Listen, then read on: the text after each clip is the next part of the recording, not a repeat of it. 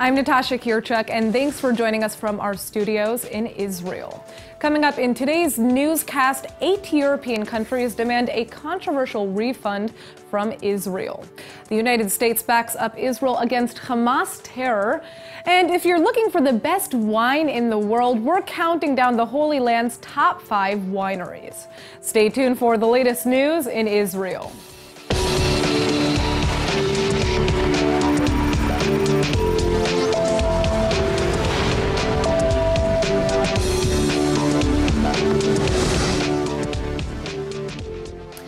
The European Union is raising its voice against Israel in not one but 2 major cases. 8 EU countries are demanding Israel reimburse them for destroying West Bank structures the state deemed illegal. And on top of that, the EU has just harshly condemned Israel, alleging the country is threatening peace by approving new Jewish homes in the disputed West Bank. The Israeli government has been ramping up its settlement project in the West Bank lately by recently approving over 2,000 new homes in less than a week. That includes the first new Jewish houses in the city of Hebron in 15 years. The European Union is taking to the world stage, calling this new construction illegal under international law and warning that by continuing to infringe on disputed land, Israel is destroying any possibility for a 2-state solution with the Palestinians.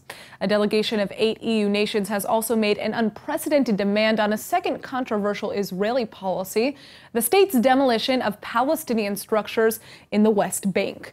These buildings include makeshift classrooms, solar panels, and even housing for Palestinians and Bedouins in Area C of the West Bank. But lacking the proper permits, as Israel considers them to be illegal and continues to demolish them on a regular basis. Foreign nations often donate money to help build these structures, which is why 8 EU nations, including Belgium, France, Spain, and Luxembourg, are now demanding Israel write them a check for every structure the army has destroyed.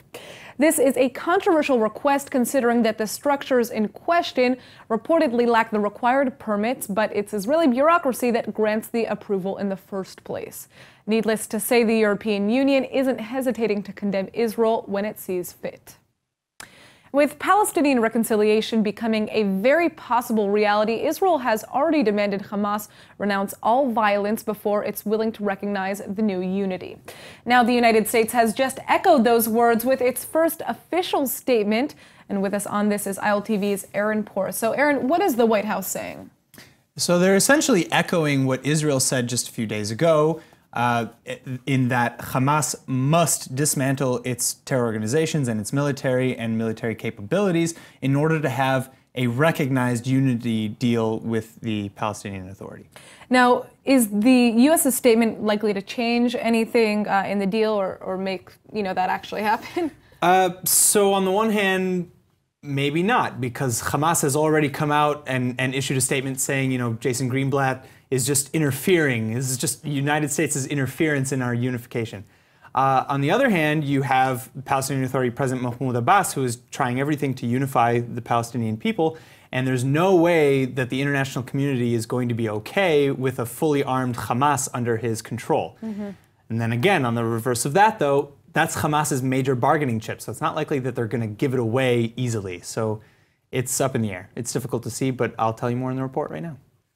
The White House's Middle East peace envoy Jason Greenblatt has made America's position extremely clear, saying, quote, "Any Palestinian government must unambiguously and explicitly commit to nonviolence, recognize the State of Israel, accept previous agreements and obligations between the parties, including to disarm terrorists, and commit to peaceful negotiations," end quote. This is along the same lines of Israel's official statement just yesterday, pledging that Israel wouldn't negotiate with the Palestinian Authority supported by Hamas's violence. Hamas has already issued an immediate response to the United States, calling the statement a blatant interference in Palestinian affairs. Though the rivaling Palestinian factions signed a historic reconciliation deal, one issue still unresolved is the fate of Hamas's massive 25,000-soldier army, which Hamas has refused to give up. Though Palestinian Authority President Mahmoud Abbas has promised Hamas's army will not be allowed under any unity deal, many worry that Hamas would evolve into a Hezbollah-like entity, independent to act on its own, but still part of the overall government. This is a sticking point likely to only become more and more crucial as time goes on, especially now that the United States is standing behind Israel's position. Iran's military chief has just visited Syria less than 24 hours after Syrian troops drove the last ISIS fighters from their capital stronghold within Syria's borders. And now it looks like Iran and Syria may be formally uniting against another common enemy, the so-called Zionist regime of Israel.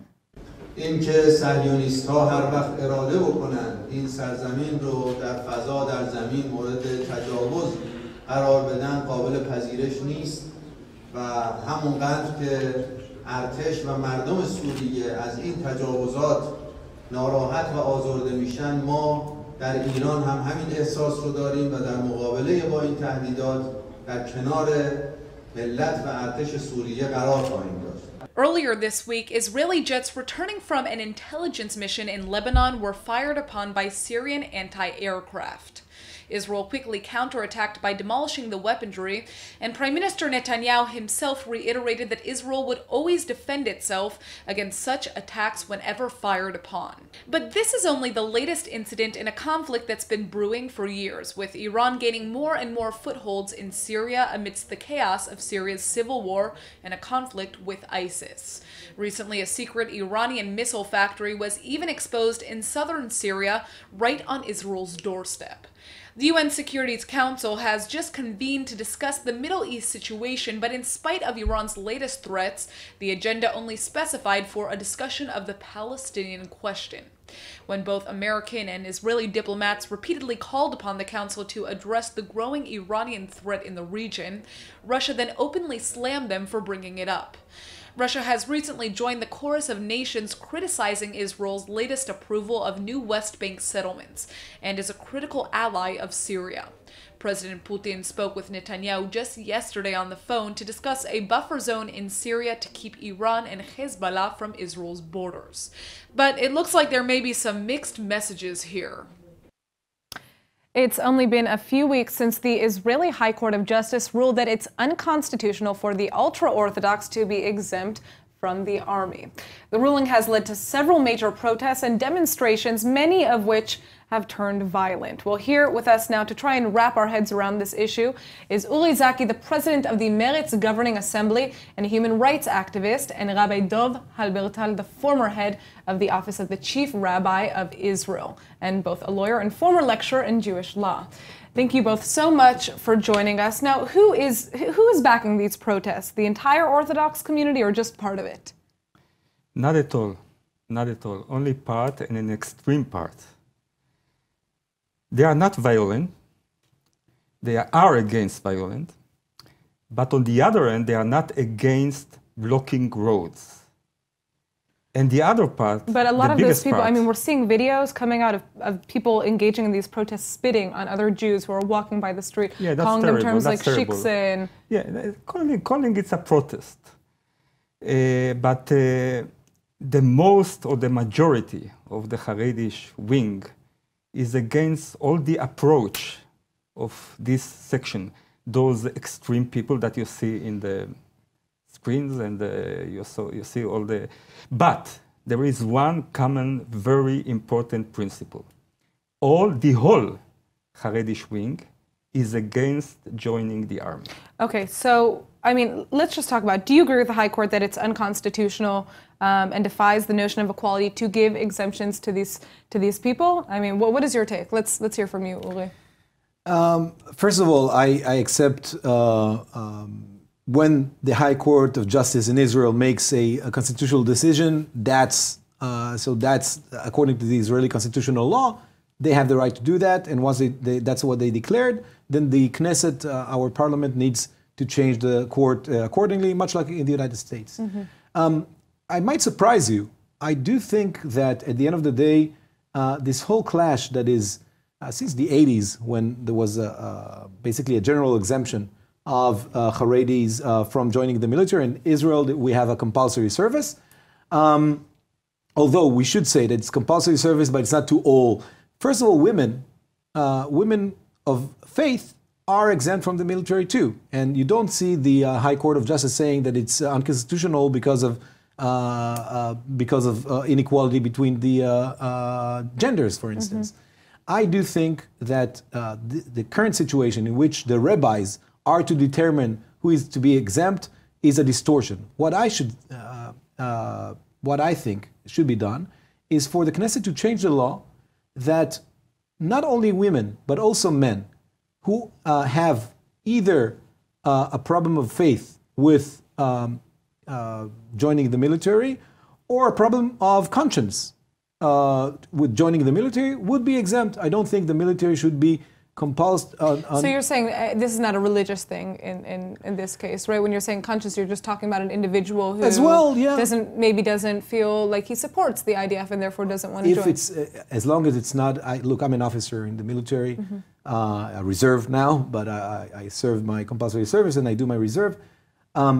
It's not the issue, and I would serve anyway. But to have these people who feel that their lifestyle can't survive the military, and by the way, if the military would be suitable for Haredi service, the military would be completely different. Now we have men and women serving together. They want in order for them to stay with their lifestyle, we need to separate. I guess my question here is how. What are we supposed to do then? I mean, if everybody can just choose whether or not they want to join the military, I mean, it's just confusing to me how this could be fair, I completely agree, but, this is the situation right now with women, with 50% of the population. We still have a functioning military. Most of the Israeli women do join the military. Most Israeli women don't choose to be exempt from the service. Haredi Jews, in their majority, will not serve anyway. It's not, but right now what we're doing is we are nourishing a social clash within the Israeli society. We're making the rabbis, the chiefs of the yeshivas, very strong because they have the last word vis-a-vis their students on who will serve and who will not serve. I think we should give it to the students themselves, to the individuals themselves to decide whether they want to serve the country or not. Well, I mean, I guess the concern here is what happens if people say that they don't want to serve. What if somebody who is not religious, is not ultra-Orthodox, says he doesn't want to serve? What do we do then? You will not say. The issue is very deep and very, very serious.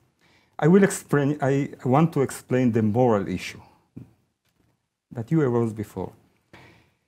It's not that the Haredi people are pacifists or something like this. There are two big burdens here in Israel. One burden is the security, all the question of the army and security and borders, and it's a very severe and very difficult. And we know it as a Haredish. We know and we appreciate it. On the other hand, you have another burden. The other burden is to keep the DNA of the Jewish people. The DNA to keep the the existence of the Jewish identity. And as far as our Haredish point of view, it can be only by being surrounded by ourselves, closed. It's not that the Haredish people, they don't go only to the army. They don't go to the university. They don't go to clubs. They don't. Which is a shame, by the way, about the university. What? It's a shame that they don't go to the university. No, it's not a shame. It's not a question of a shame. You think? No, it's not a personal thing. I am sure, and everybody is sure, that if they will go to the universities, nothing will stay from the Haredish. Why? That's you cannot. That's the soul of a person. All right, well, listen, my friends, we've run out of time, unfortunately. It's another story. We've run out of time right when this is obviously getting even more interesting. I think that this is going to be an ongoing issue, so we're probably going to have you two back in here at another point to continue discussing this, but thank you so much for joining. Thank you. Thank you. All right. Well, just as the ultra-Orthodox are ramping up protests against the Israeli court's decision to overturn Haredi army exemption, a new Israeli TV series might shine some new light on the subject. The first episode of Kippat Barzel has just premiered and is already receiving critical acclaim for highlighting the trials of Haredim soldiers who go against the grain and serve in the IDF. The series follows 3 young recruits in Israel's Nahal Haredi brigade who all share a common religious background but have their own personal reasons for enlisting. There's of course been tons of great Israeli TV about life in the IDF, but this might be the deepest look into the particular struggles of Haredi soldiers. With a strong ultra-Orthodox protest against their children drafting, Haredi who break tradition and enlist anyway often face harsh rejection from their families.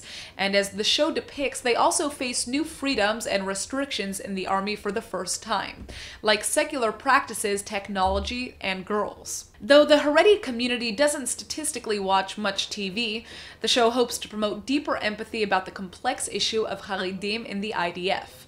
Right now, less than a third of Haredim boys draft into the army compared to nearly 3/4 of the general Israeli male population. But finally, they'll have some serious representation on TV.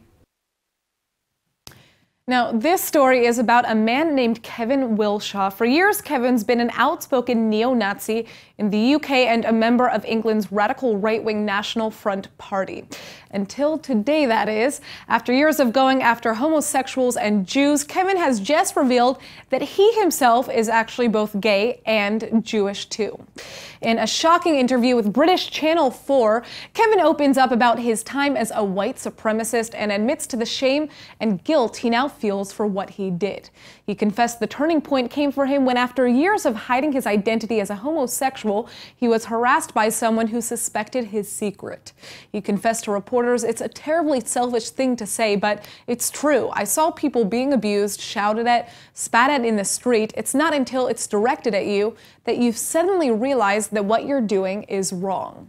The interview also took a shocking turn when Kevin revealed that he also had Jewish roots on his mother's side, something he'd suppressed for years as he continued to push the neo-Nazi agenda. Though he says he never instigated violence himself, Kevin apologized for all the things he silently witnessed and did nothing to stop. Thankfully, now he's looking to turn the tables, and he says he's ready to do some damage against his former allies. Now, our next story, to be quite honest, I'm not sure what to feel. An Israeli man that has been waiting for 3 years for a kidney transplant has finally received it, but the circumstances are heartbreaking. The kidney has come from his very own daughter, who was killed just hours before in a horseback riding accident. 44-year-old Orit Gur was laid to rest on Tuesday at the very same hour that her father came out of the life-saving kidney surgery. Gur was in a devastating accident last week during a vacation in Georgia, after the horse she was riding reared up and unknowingly threw her against a concrete wall. Gur was immediately flown back to Israel for treatment, but sadly died of her injuries on Tuesday. Her organs have been donated to several people, one of them her very own father, Moshe Shimoni. The 66-year-old says he feels like he's fulfilling his daughter's wishes by taking her kidney, and that people are comforting him by saying that she'll be with him forever. Doctors at Israel's Beilinson Hospital are shocked by the entire tragedy, and the head of the organ transplant department says that this is the first time in 35 years that he's come across such a heartbreaking situation.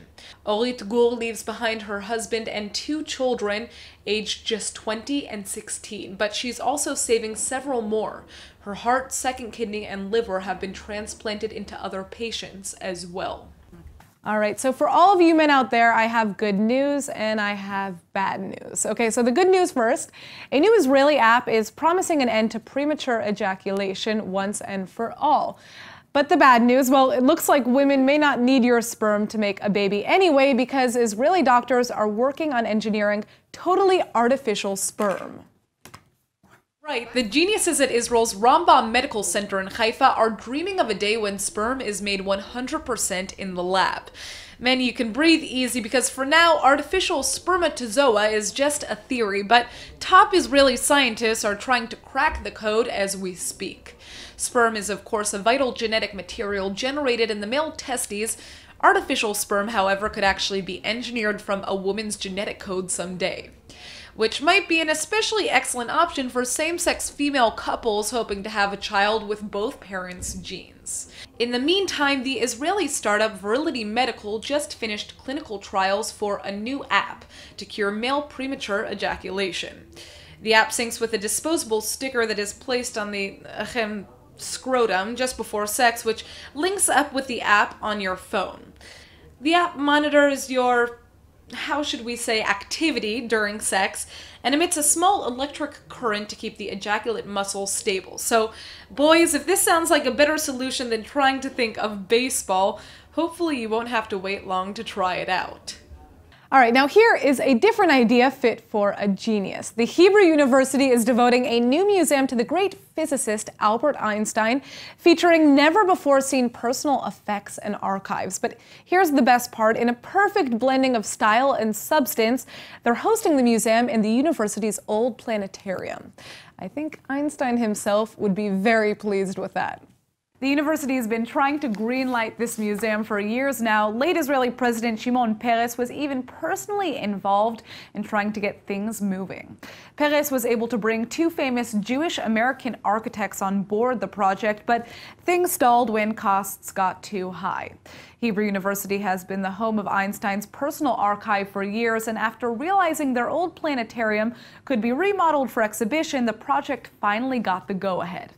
The new Einstein Museum will display all kinds of personal items that belong to the late Nobel Prize winner, many of which have never been exposed to the public. And the planetarium itself will overlook the Knesset as well as the old city of Jerusalem, a tasteful nod to Einstein's own Jewish heritage and connection to Israel. When the country was still just a few years young, the first president of Israel called Einstein the greatest Jew alive and even asked him to become president of Israel in 1952. But Einstein wasn't interested in politics. Maybe he was a little too busy dismantling the universe at the time. Well, if you're anything like me, you love winding down with a good glass of wine, and luckily, Israeli wineries have some of the best bottles in the world. Here's ILTV's Emmanuel Kadosh to give us the top 5 wineries you can only find here in the Holy Land. Visiting the Holy Land and looking to try some of the finest wine around? Well, you're in luck, because I'm about to give you guys the top 5 must-try wineries in Israel. The first recorded winery in Israel opened in 1848 by Rabbi Yitzchak Shor, known as Hakolmim. The family-run winery has been around for 170 years and passed through 7 generations in Israel. Yet the family's goals and traditions have stayed the same. Definitely worth a stop to explore the Hakolmim winery. At number 2, founded in 1882 in Rishon LeZion, the Carmel winery is one of the largest and oldest in the country. Every year, the winery produces over 15 million bottles and have locations in 4 different areas across the Holy Land.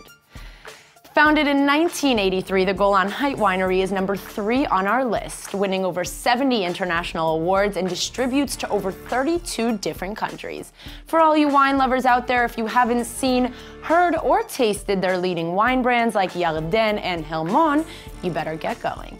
Located in former perfume factory, founded in 1952, is the Benyamina Winery. Another veteran of the Israeli winery scene, there is something for everyone to enjoy with the wide variety of different options offered falling under 5 different labels. At number 5, Tishbi Winery started as a humble family-owned winery in Zichron Yaakov and has since flourished into an international success, with 6 vineyards offering a great range of different wines. You can also find yourself tasting wine jellies and jams. Let's put it this way, you won't get out of there with an empty stomach. Now that you've got your list of the best wineries to visit, all that's left is a flight to the Holy Land and you're set. Stay tuned for our next top 5. Back to you. Enroll in eTeacher's online Hebrew courses and quickly discover that it creates the deepest connection to Israel that you could ever imagine. And now for our Hebrew word of the day. There's a new Albert Einstein Museum opening up on Hebrew University's Jerusalem campus. So today our word is koach meshicha, which is how you say Einstein's favorite word, gravity, in Hebrew. They say you should always stay grounded, but you literally would not be able to stay on the ground without good old koach meshicha, or gravity. Literally translating koach for force and meshicha for pulling, koach meshicha is indeed a pulling force that draws objects towards its center. Planets are so massive that they create this koach meshicha, and the sun's massive koach meshicha is what keeps them all in orbit. What about people though? Well, Einstein himself actually said it best, koach meshicha cannot be responsible for people falling in love. All right, let's go ahead and take a look at the weather forecast. Tonight will be clear with a low of 68 or 20 degrees Celsius. Tomorrow you can expect clear skies and a temperature drop with a high of 84 or 29 degrees Celsius. All right, that's it for today's news. Today's exchange rate is 3.5 shekels to the American dollar. Remember to sign up for our daily newsletter at iltv.tv. I'm Natasha Kirchuk, and thanks for watching.